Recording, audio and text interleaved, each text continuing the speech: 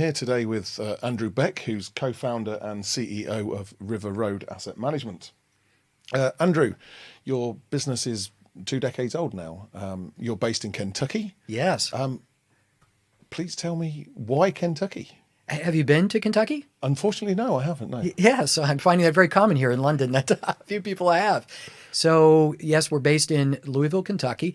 It is a city that we believe is ideally situated about 800 miles from Wall Street. Based on the style of investing that we practice, original bottom-up research, largely ignoring the sell side, it's actually a fantastic location. And does that cause problems when it comes to recruiting or retaining talent even for your business? It has not historically. When we're hiring, we typically get a very significant, number of resumes that come in the door, including from people who live in the major, more common money market centers like New York or San Francisco. So it has not been a challenge to attract talent, but I think it's a significant advantage in retaining talent. So when you're in a town like Louisville, they used to say there are far more racehorses and barrels of bourbon than there are asset managers. And in that regard, we don't have hedge funds or large private, equity firms across the street trying to pick off our talent. And so that I find that to be a unique advantage. And does it cause issues from a performance perspective or getting to see management? Do they travel to you, or do you have to do a lot of legwork yourselves? No, if we want to visit with a management team, we are typically traveling to see them. That would be our preference. But actually within our process, we de-emphasize meetings with management. And there's a reason behind that. I've found that most people that advance to the position of CFO or CEO are very charismatic. They're very good and well-trained at telling their story. And frankly, I want to focus our team on what they've accomplished, what they're doing on behalf of their shareholders. So we would rather spend most of our time analyzing the filings, analyzing the actions that management is taking to actually enrich our wealth as shareholders. And it certainly hasn't caused a problem in terms of either A, asset growth, or B, asset performance. So if you can tell me a little bit about the business and how you've grown and how big you are and what you do and how you do it, that would be really appreciated. Yeah, so we founded the firm in 2005. However, our founding team members have a history that stretches back to the end of 1997. And that is when we launched our first portfolio, which focuses on small cap value equities. We developed a proprietary philosophy around that we call absolute value, and ultimately discovered that we would work most effectively if we lifted our team out of our previous employer, which managed growth portfolios, they had fixed income portfolios, and started our own firm that was focused exclusively on this style of investing. So again, we did that in 2005. We started with less than 30 million in assets under management. Today, we run over 10 billion in assets for clients around the world through 5 strategies, spanning small cap, mid cap, large cap, and a dividend-focused strategy. Okay. And are there benefits across the 5 strategies, or are they unique strategies in their own right? I mean, apart from market cap. They're all unique, except as capital appreciation strategies, they all target the same 200 to 400 basis points of gross annualized outperformance over a market cycle. So the benchmarks will vary along with the market cap, but for those strategies, they all generally have the same target, which if we achieve that objective in any of those categories, we will typically be a top decile manager over the longer term. And longer term is defined as how long? Typically 10 years or longer. I mean, our goal is to outperform over a market cycle, which on average will be about 5 to 7 years in length. But we would think for most investors, 10 years or longer would be considered longer term. We keep in mind, we've been managing portfolios for nearly 30 years and have consistently achieved our objectives over that time period. So if I was an investor, would I need to be invested for 10 years for the strategy to prove itself? Oh, absolutely not. I think, strategies will go through cycles just like the market goes through a cycle. But no, a hallmark of River Road in our absolute value approach is a consistent and sustainable return profile. So, for most of our investors, unless you invest in an off year, we would expect to see the benefits of investing with us in the very near term. You've said the word absolute value a couple of times now. Yes. So it obviously drives through everything you do.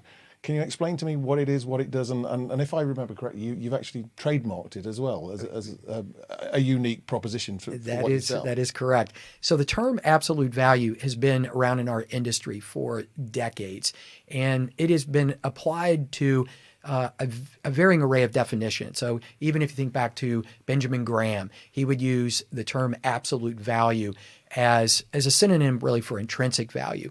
But in our context, it has a little bit different meaning.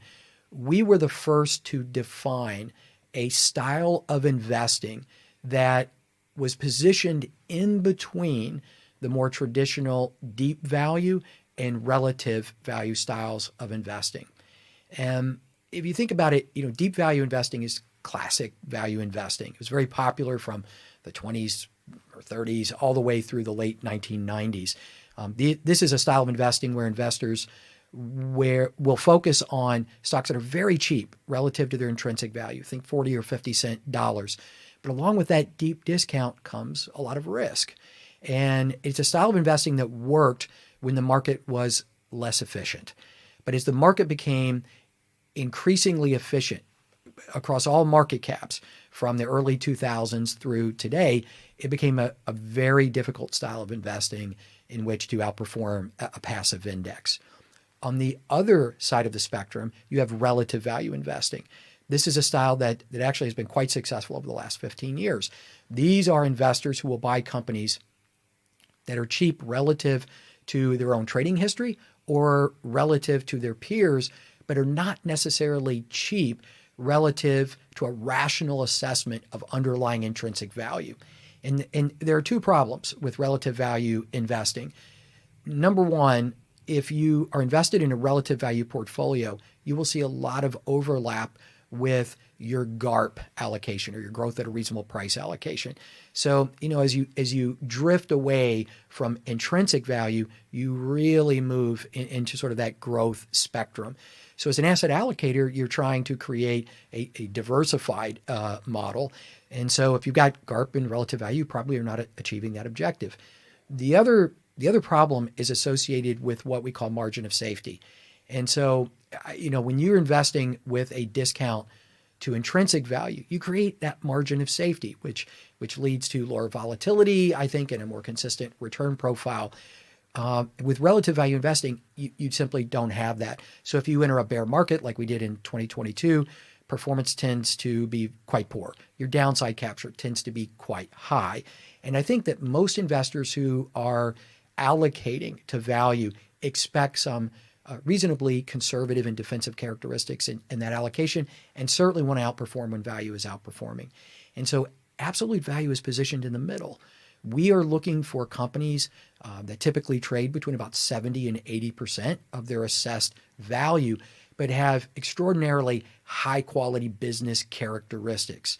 And what this does is it helps these companies achieve their assessed valuation with greater likelihood. They're going to achieve that with less volatility, especially to the downside. And they're going to see we're going to see that valuation grow during the holding period. And so again, if you really combine this, it ends up being or producing a much more consistent and sustainable return profile. And that's very important to investors, and especially within our concentrated portfolios. So as the market has gotten more efficient, if you want to capture an idiosyncratic alpha, if you will, concentrating a portfolio, especially as you move up market cap, is very important. But fewer than 12% of active large cap value managers run a portfolio with fewer than 30 stocks. And the reason, at least the reason we've identified, is that there tends to be enormous volatility within that return profile. Yeah. Yet we've been able to develop, by applying this absolute value philosophy to a concentrated structure, generate significant outperformance in a very consistent manner. So neither deep value nor relative value. Do you see yourself as an investment universe of one or a peer group of one? Well, I do think that if you combine that philosophy that we have developed along with the unique aspects of our process that support it, without question, we are unique. And you can see those unique characteristics in all of our portfolios, whether it is, to some extent on their return profile or on their risk profile. It is distinctive. And value as a style hasn't been in favour for quite some time. I know we've had odd pockets of performance here and there, but the US again is very much driven by the Mag 7, or it has been for the last couple of years, and it's been driven by large cap, it's been driven by mega cap even, it's been driven by the growth stocks. Why is it the right time now to be looking at potentially switching to a value style, and with River Road in particular? Sure. Well, students of market history know that growth as a style, growth and value go through quite long periods of outperformance. And so it's no different than the profit cycle or the market cycle. They tend to go through extended periods of one being in favor versus the other. As investors are aware, growth has been in favor for quite some time now. But there are, I think, several reasons to expect value to begin outperforming. Number one, value tends to do very well after the Federal Reserve begins cutting interest rates. So it's a factor that tends to be in favor. We've recently had an election in the United States that would favor risk assets. The outcome would favor risk assets. So I think that is an environment where you would expect risk assets would do well, growth doing well. There was the victorious candidate and party was typically considered more of the growth party. And so those are also factors. When growth is broad, value tends to do better. One of the reasons that the growth outperformed, post-financial crisis was because growth was very narrow. Economic growth was very constrained. When economic growth is constrained, investors are attracted to the highest growth investments. When growth is broader, value matters. So I think if you're looking at those two characteristics, they support value, as well as just relative valuations. Across the market cap spectrum, value is cheap relative to growth. So I do think the stage is favorably set for the performance of value. And most investors are underweight value. We have seen over the last 15 years an increasing migration toward growth-oriented managers. When value outperforms, you're going to see a lot of investors caught short. You'll see a flood of assets in. That will further boost value's outperformance. You've argued that the market is broadening out.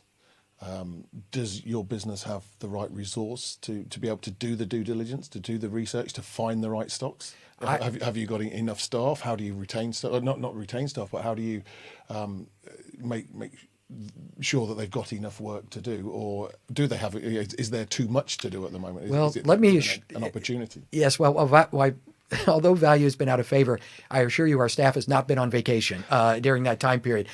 We have 48 associates at River Road, 17 of whom are focused on investment management research. It's actually a broad, deep, very experienced staff for a firm our size.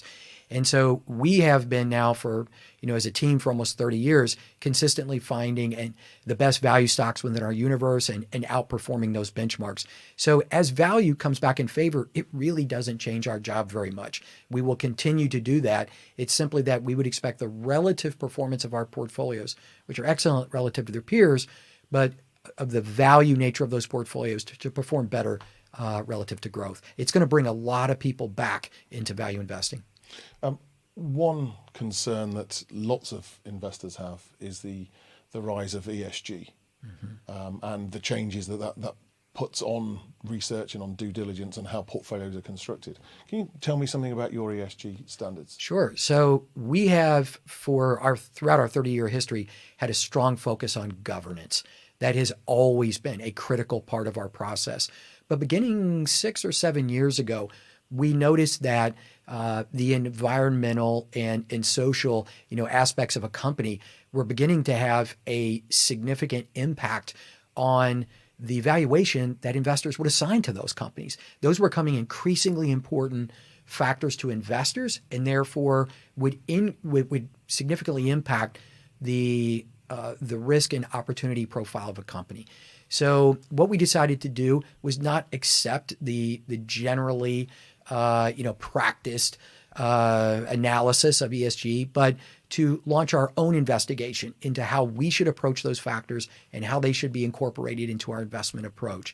So we spent close to 4 years conducting that analysis, creating a model that would modify our approach, and in 2022 implemented that. And so we're not trying to create ESG optimized portfolios. That is not the focus of our organization.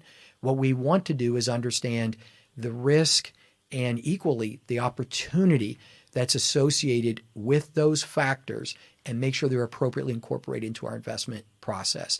So we all know companies that perform poorly on environmental issues, on social issues, tend to make poor investments. And it's wonderful that the market is more broadly recognizing that and emphasizing that, and we've responded accordingly. Excellent.